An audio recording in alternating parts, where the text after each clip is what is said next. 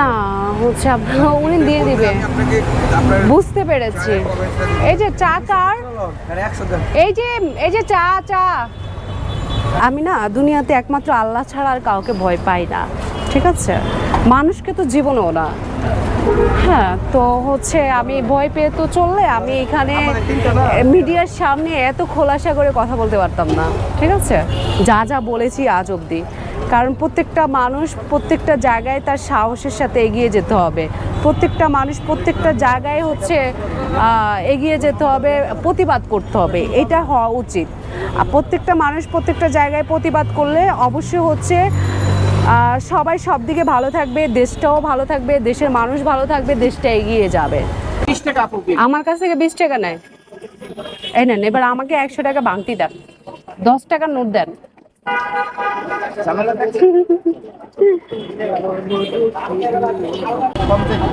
Okay, thank you. না ঠিক আছে, সমস্যা নেই, সমস্যা না, আপনাকে আমি বিশ্বাস করি। কয়টা চা? 60 টাকা। কাপ? হ্যাঁ, কাপ তো দিতে হবে রিটার্ন। কে বলছে? এটা তো রিসাইকেল, এটা তো পুরানো কাপ না। Thank you. তিনটা চা।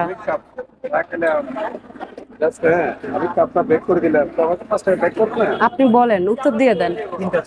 দুধ চা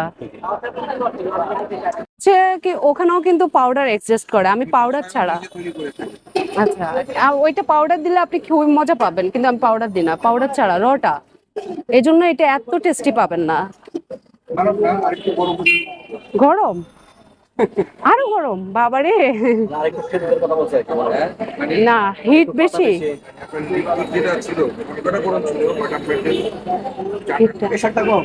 হ্যাঁ, অনেকেই আসে ভাইয়া যে বলছে এত গরম কেন, খাইতে পারছি না, এটা আবার অনেকে বলে যে হ্যাঁ হ্যাঁ।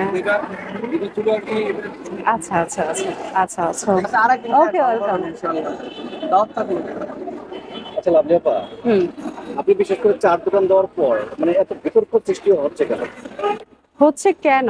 এর আগে তো ছিল না, এর আগে তো ছিল না।